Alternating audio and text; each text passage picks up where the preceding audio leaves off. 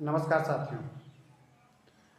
साथियों, पिछले एक हफ्ते से लगातार आप सब ने भी देखा होगा कि उत्तर प्रदेश के दो पूर्व मुख्यमंत्री एक दूसरे पे आरोप प्रत्यारोप कर रहे हैं।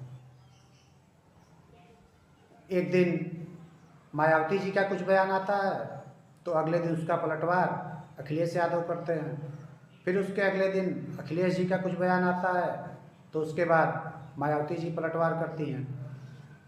तो आज का मैं अखबार देख रहा था तो उसमें एक खबर दिखी। मित्रों, सबसे पहले ये खबर देखिए, अखिलेश का मायावती को जवाब, गठबंधन करके हमें धोखा मिला।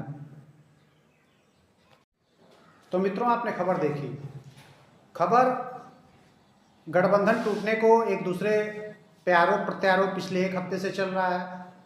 मायावती जी कहती हैं कि हम वोट ट्रांसफ़र करने के लिए गठबंधन नहीं करते हैं, तो आज अखिलेश जी का बयान आपने देखा ही कि उन्होंने कहा कि हमें धोखा मिला है। तो मित्रों, बहुजन समाज पार्टी और समाजवादी पार्टी के गठबंधन टूटने पे जो आरोप प्रत्यारोप चल रहा है, तो अगर इसको हमें समझना है तो हमें 90 के दशक में चलना होगा, क्योंकि 1993 में समाजवादी पार्टी और बहुजन समाज पार्टी में पहली बार गठबंधन हुआ था। 1992 में जब बाबरी कलंक को राम भक्तों ने मिटा दिया, उसके बाद तत्कालीन मुख्यमंत्री उत्तर प्रदेश श्रद्धेय कल्याण सिंह जी ने अपने पद से इस्तीफा दे दिया और फिर से चुनाव की नौबत आई। तो उस समय भारतीय जनता पार्टी को कैसे रोका जाए, भाजपा को कैसे हराया जाए, उसके लिए पहली बार बसपा और सपा का गठबंधन हुआ। हालांकि इस गठबंधन की पृष्ठभूमि आप देखेंगे तो 1991 में ही मुलायम सिंह और काशीराम के बीच नज़दीकियां बढ़ने लगी थी। 1991 में इटावा में आम चुनाव के दौरान बहुत सारी हिंसा हुई, जिसके कारण वहाँ पे दोबारा चुनाव कराने की स्थिति पैदा हुई। और जब दोबारा उपचुनाव हुआ तो काशीराम जी चुनाव लड़े बहुजन समाज पार्टी से, और भारतीय जनता पार्टी के अपने प्रत्याशी लड़ रहे थे। और उस समय समाजवादी पार्टी का जन्म नहीं हुआ था। उस समय मुलायम सिंह यादव जनता दल के नेता थे, माफ करिएगा, जनता पार्टी के नेता थे। तो होता क्या है कि 1991 के उपचुनाव में मुलायम सिंह यादव के करीबी रहते हैं राम सिंह साक्य, जो जनता पार्टी के सिंबल पे चुनाव लड़ते हैं और मुलायम सिंह यादव के काफ़ी करीबी भी रहते हैं। बावजूद इसके उस इटावा के उपचुनाव में मुलायम सिंह यादव ने काशीराम जी का समर्थन किया और नतीजा जब निकला तो काशीराम जी को 1,44,290 वोट मिले और भारतीय जनता पार्टी के जो प्रत्याशी थे लाल सिंह वर्मा, उनको 1,21,824 वोट मिले। और मुलायम सिंह यादव की पार्टी से जो प्रत्याशी चुनाव लड़ रहे थे उनको सिर्फ 82,624 वोट मिले, जिसके कारण बाद में आगे चल के मुलायम सिंह यादव और राम सिंह साक्य में काफ़ी मनमुटाव भी हुआ। और इसके एवज में जसवंत नगर की सीट से बसपा ने मुलायम सिंह यादव के खिलाफ कोई उम्मीदवार नहीं खड़ा किया। लेकिन जब 1992 में बाबरी विध्वंस के बाद जब चुनाव हुए तो कहीं ना कहीं प्रदेश की जनता में भारतीय जनता पार्टी के प्रति एक अलग ही भावना और लगाव था, जिसके कारण ये मुलायम सिंह यादव और काशीराम जी ने गठबंधन किया। और जब नतीजे आए तो सिंगल लार्जेस्ट पार्टी की अगर हम बात करेंगे तो उस समय भी भारतीय जनता पार्टी ही थी। भारतीय जनता पार्टी को उत्तर प्रदेश के लोगों ने 177 सीटें जिता के दी। उस समय उत्तराखंड और उत्तर प्रदेश दोनों एक ही राज्य था और 422 विधानसभा सीटें थी उत्तर प्रदेश में। और समाजवादी पार्टी और बहुजन समाज पार्टी ने गठबंधन करके चुनाव लड़ा तो सपा को 109 सीटें और बहुजन समाज पार्टी को 67 सीटें मिली। अब उसके बाद इधर उधर दल बदल गठजोड़ करके मुलायम सिंह यादव मुख्यमंत्री बने और उनके मुख्यमंत्री बनने के बाद कांसीराम जी ने बहुजन समाज पार्टी की राष्ट्रीय उपाध्यक्ष मायावती को उत्तर प्रदेश का प्रभारी बना दिया। जब मायावती जी उत्तर प्रदेश का प्रभारी बन गई, उसके बाद सत्ता और शासन में उनका हस्तक्षेप कुछ ज़्यादा ही होने लगा। एक प्रकार से कहे तो परोक्ष रूप से पूरी सरकार वो चलाने लगी और मुलायम सिंह यादव को ये चीज़ कतई पसंद नहीं थी। और हद तो तब हो गई जब कांसीराम जी मुलायम सिंह यादव से मिलने के लिए खुद नहीं आते थे, वो मुलायम सिंह यादव को गेस्ट हाउस में बुलाते थे और गेस्ट हाउस में बुलाने के बाद आधा घंटा 45 मिनट उनको इंतजार कराने के बाद वो मिलते थे उनसे। और जब वो मिलने आते थे सीढ़ियों से नीचे तो लुंगी और बनियान पहन के आते थे। तो एक मुख्यमंत्री के लिए ये चीज़ें काफ़ी असहज थी और मुलायम सिंह यादव काफ़ी असहज महसूस करते थे, क्योंकि एक मुख्यमंत्री किसी व्यक्ति से मिलने जाए और वो आधा घंटा इंतजार करने के बाद मिले तो निश्चित रूप से मुख्यमंत्री के लिए, वो भी इतने बड़े प्रदेश के मुख्यमंत्री के लिए, चीज़ें असहज हो सकती हैं। अब 23 जून 1995 की बात मैं आपको बताता हूँ, माफ करिएगा 23 मई गलती हो गया, 23 मई 1995 को मुलायम सिंह यादव ने कांसीराम जी को फोन किया और बात करनी चाहिए। कांसीराम जी ने मना कर दिया और उसी रात कांसीराम जी ने भारतीय जनता पार्टी के दिवंगत नेता लालजी टंडन को फोन किया और लालजी टंडन से उन्होंने सरकार बनाने के लिए समर्थन मांगा। टंडन जी ने अपने शीर्ष नेताओं से बातचीत की और भारतीय जनता पार्टी का शीर्ष नेतृत्व कांसीराम को मुख्यमंत्री बनाने के लिए राजी हो गया। लेकिन कांसीराम जी का स्वास्थ्य ठीक नहीं रहता था, तो स्वास्थ्य का हवाला देते हुए कांसीराम जी ने मायावती को मुख्यमंत्री बनाने का प्रस्ताव रखा, जिसको भारतीय जनता पार्टी ने मान लिया। और जब समर्थन पत्र मायावती जी को सुपुर्द कर दिया भाजपा के नेताओं ने, तो 1 जून 1995 को मायावती जी लखनऊ पहुंचती हैं और पत्र के माध्यम से तत्कालीन राज्यपाल मोतीलाल वोरा को ये बताती हैं कि बहुजन समाज पार्टी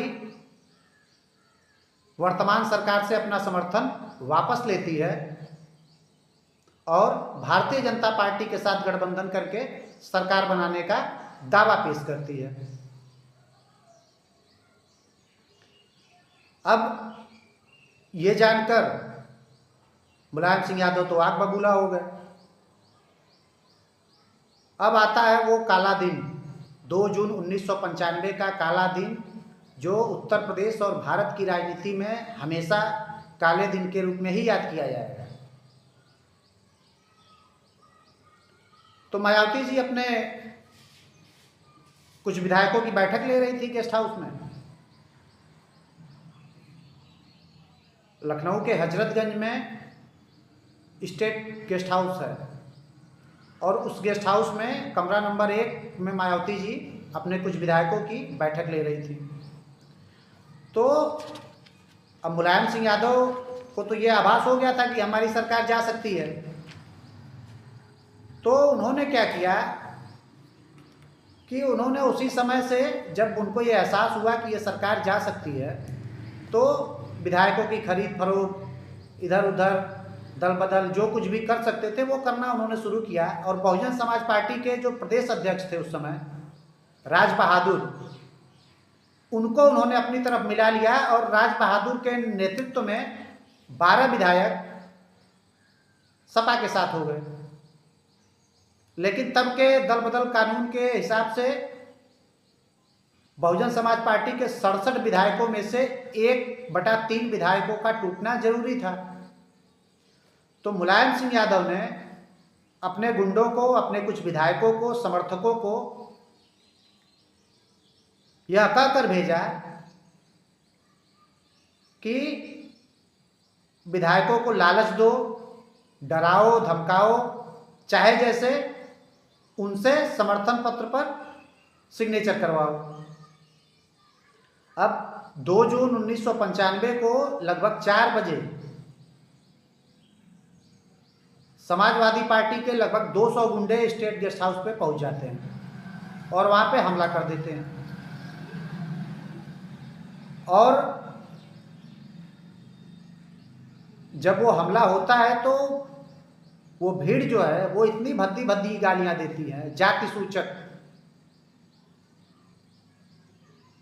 उन्होंने, उस भीड़ ने ये कहा कि चमार पागल हो गए हैं, इनको मार डालो।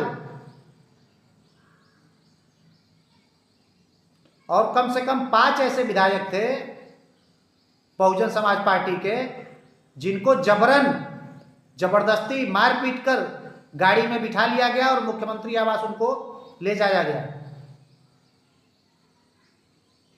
आप सोचिए कि प्रदेश की राजधानी लखनऊ में, वो भी लखनऊ के हजरतगंज में, और हजरतगंज के स्टेट गेस्ट हाउस में, और उस समय के तत्कालीन एसएसपी ओपी सिंह वो भी वहां पे मौजूद थे, लेकिन उन्होंने कोई कार्रवाई नहीं की। हाँ, सपा के लोगों का साथ अवश्य दिया। गेस्ट हाउस का बिजली और पानी के कनेक्शन को काटने का आदेश एसएसपी ने दिया, ऐसा आरोप उनसे तब से लगता चला आ रहा है। और यह भी कहा जाता है कि वहां पे जो मारपीट मची थी, जो भगदड़ मची थी, उसको रोकने के बजाय एसएसपी सिगरेट फूंक रहे थे वहां पे। जब 2-3 घंटे बाद वहां पे तत्कालीन जिलाधिकारी राजीव खेर पहुंचते हैं तो वो मुलायम सिंह यादव के मौखिक आदेश को धता बताते हुए कार्रवाई करते हैं। लाठीचार्ज होता है, समाजवादी पार्टी के गुंडों की धरपकड़ होती है, तब जाके किसी तरीके से मामला शांत होता है।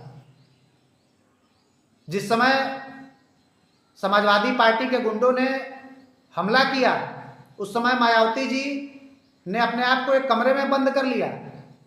उस समय समाजवादी पार्टी के गुंडे ये नारा लगा रहे थे कि चमार औरत को उसकी मांद से घसीट के लाओ। और उस जिलाधिकारी राजीव खेर को उसी रात 11 बजे ट्रांसफर कर दिया गया। आप सोचिए, उसी रात को 11 बजे, क्योंकि उस व्यक्ति ने मुख्यमंत्री की बात न मानी और कानून का पालन किया। अब सोचिए कि इतनी बड़ी घटना होने के बाद,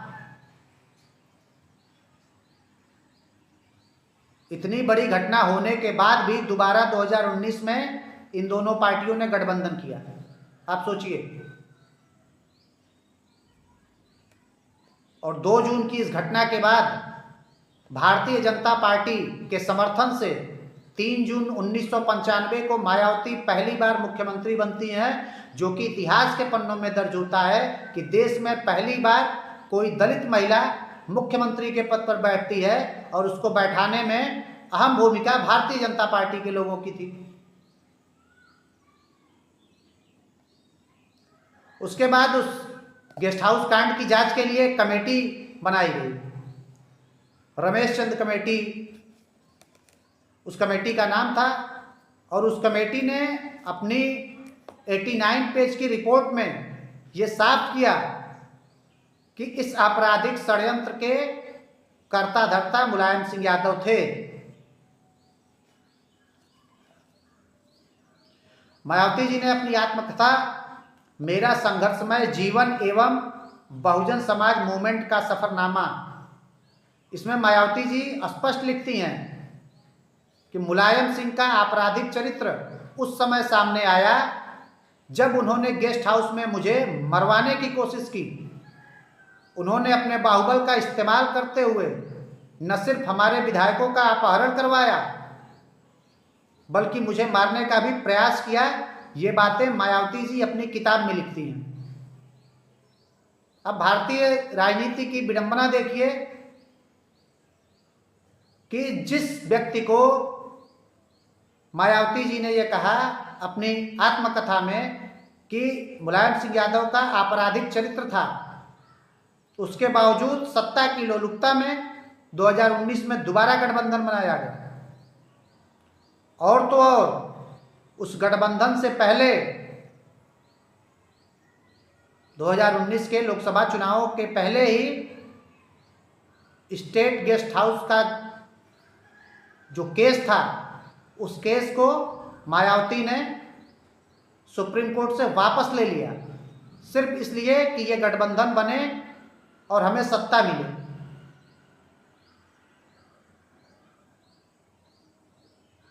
और एक कहानी आपको इंटरेस्टिंग बताता हूँ, और यह कहानी तभी से प्रचलित है कि उस घटना में समाजवादी पार्टी के गुंडों ने मायावती जी के कपड़े फाड़ने के प्रयास किए, उनकी साड़ी फाड़ने का प्रयास किया। और उसी घटना के बाद से ये माना जाता है कि मायावती जी ने अपने जीवन में कभी साड़ी नहीं पहनी। लेकिन कहते हैं ना कि सत्ता की लोलुपता जब हो तो आदमी अंधा हो जाता है, तो यही हश्र मायावती जी का हुआ। और 24 साल के बाद 2019 में मायावती जी और मुलायम सिंह यादव एक ही मंच पे मैनपुरी में नजर आए। 2019 का चुनाव दोनों पार्टियों ने साथ लड़ा और उसके बाद जब उत्तर प्रदेश की जनता ने इन दोनों को नकार दिया तो इन लोगों ने एक दूसरे पे शब्द बाढ़ छोड़ने शुरू किए हैं। पिछले 4-5 दिन से लगातार अखबारों में किसी दिन मायावती जी का बयान आता है, किसी दिन अखिलेश जी का बयान आता है।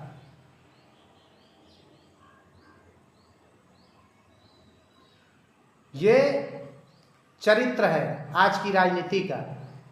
आप सोचिए कि जिस महिला की अस्मत को लूटने का प्रयास किया गया, उस महिला ने उन्हीं लोगों के साथ सत्ता की लोलुपता में गठबंधन बनाया।